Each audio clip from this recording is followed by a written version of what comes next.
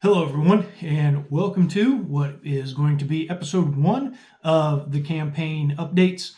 And what I have for you today is frequently asked questions. And this is how, as I get questions, I'll kind of consolidate them.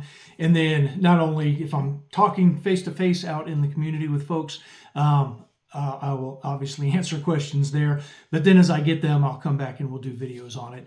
And so this is what I have today are some questions that somebody that is on my Facebook group, Tom Davis for Congress, asked some questions through messaging. So what I'll do is I'll just read through it, and then at the end, I did not answer any of his final questions, just because that's when I kind of decided, hey, let's do this in this format. So here we go.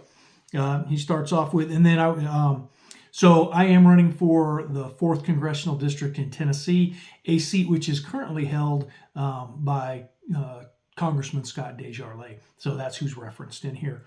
And as we start out, what are your thoughts on what Scott calls must-pass bills?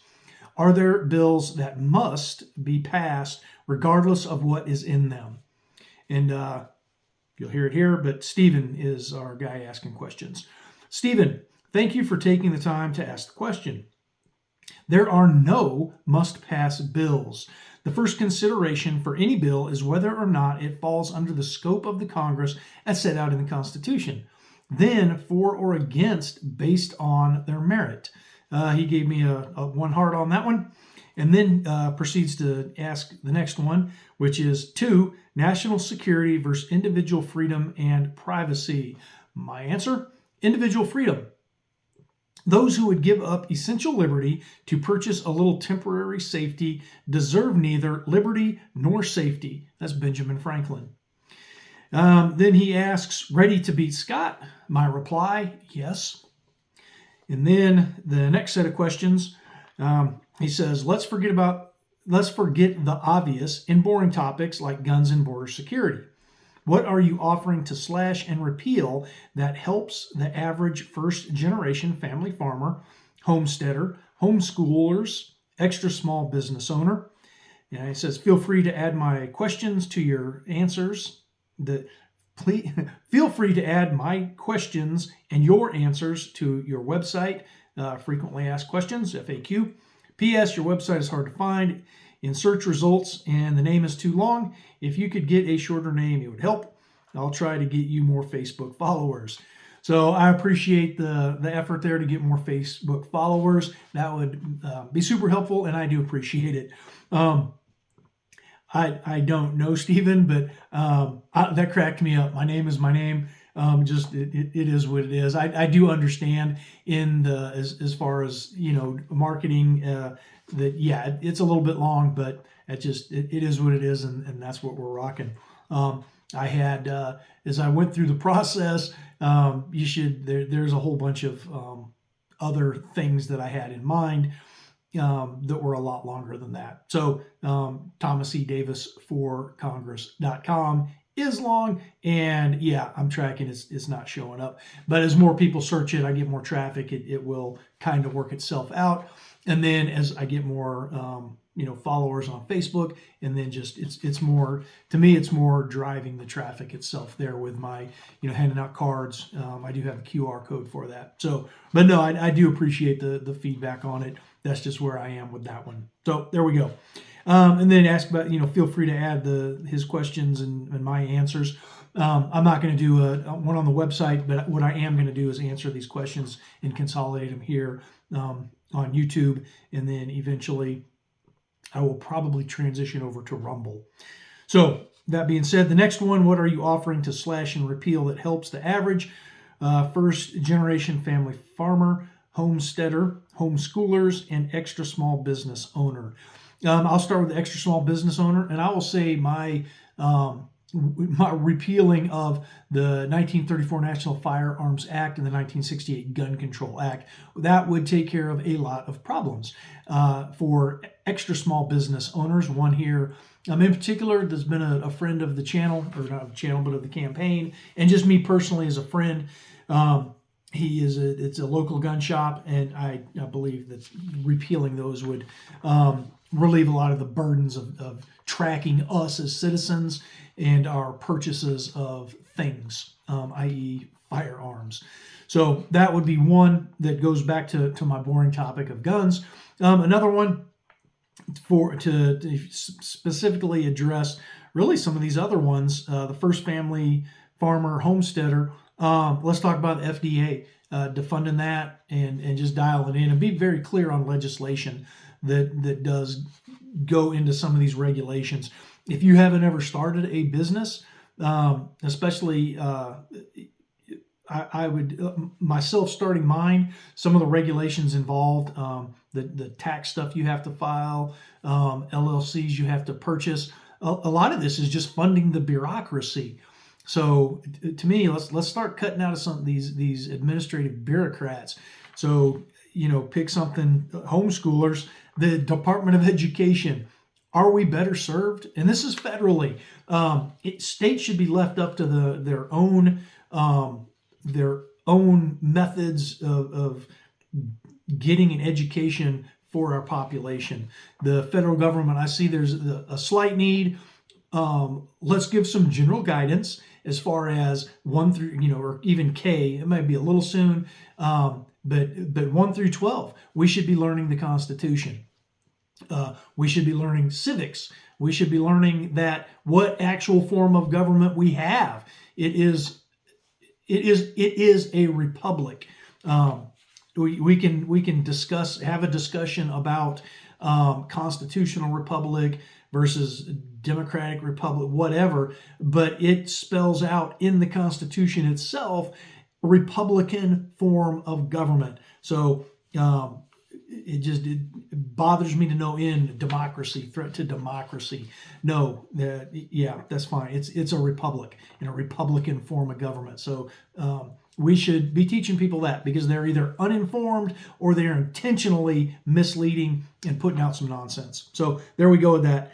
So in what I am looking more at is the principles that guide my vote and the principles out of this district. If they align, the citizens and the voters of this district send me to Washington, D.C. to vote based on these principles. And it comes back to the Constitution and those enumerated things that our federal government is supposed to do. If it doesn't fall in there, then we shouldn't be doing it. I mean, it can be a discussion, but in particular now, especially when we are $34 trillion in debt. $34 trillion. And it's increasing by $1 trillion every 100 days. It's absolutely ridiculous. And then we're having conversations about, sending money overseas to places that are not, they have nothing to do with the general welfare of our population. I understand some, strategic stuff, yada, yada, but not out of, not at a deficit. This is stuff we plan for, and we allocate resources, and then we're very strategic about it. Some of the ones, Ukraine, that's the hot one right now. What are we getting for our dollars other than, we're stopping Putin? What are we getting? Where's the end? And I would say Ukraine cannot sustain. And if we're going to do it, go all in. And I absolutely would not advocate for it. But if you're going to do it right. Just, sending our money over there for, just an endless bunch of nonsense is nonsense. Stop it. And like I said, especially out of deficit.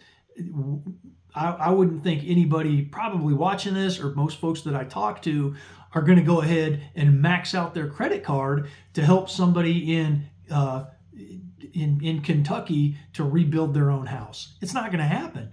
Nor are you going to ask for an increase on that credit card to send them more money, because then what they did, instead of rebuilding their own house, they had a neighbor that they wanted to hook up with a pool, whatever.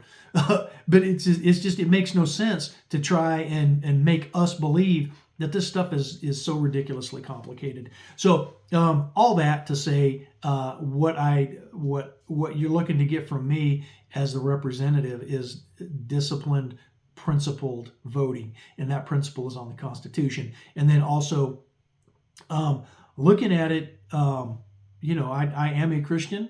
And so I absolutely will not vote for anything that violates those principles. And it must be for the general good.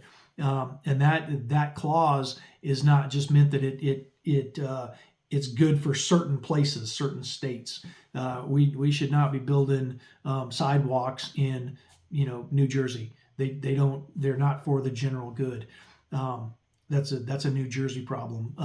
In Tennessee, we shouldn't be trying to, an example of if it only benefits Tennessee, we probably don't need to be taking money from any other state to do that. An interstate running through Tennessee, absolutely. That is the general good, and it benefits everybody because we transport goods throughout the entire nation. So there we go. I'm trying to keep these short, but I got going there a little bit. That's where we're at, though. Hey, I appreciate the questions as you get to know me out here and as we do this, and I will absolutely keep doing these after elected. And then I owe it to you also to be in the district on my off days, and those off days being they took 3 weeks off to come back and do a continued spending resolution, which was trash, complete trash. So there is that. But you made it this far. However you feel, hit a like, a dislike, thumbs up, thumbs down. Leave me a comment. Either way, I will do my best to answer those or incorporate those into additional videos. And then you can find me again on my website, thomasedavisforcongress.com. I am also on Facebook, Tom Davis for Congress. And then here on YouTube, it's Red 4 Reviews. And that's, I win in August, then I'll make it all line up for you guys, and we'll make it super easy. But until then, I felt Red 4 Reviews kind of, I'm going to be reviewing the process itself and answering questions. So I've decided to keep that name on the channel. And that was actually my call sign in Afghanistan. So I do have a connection to the name. So said again, I appreciate the interest in this and in the process, and any questions, comments that you have on there. So until episode 2, thank you for your time and your interest in our republic. Have a great day.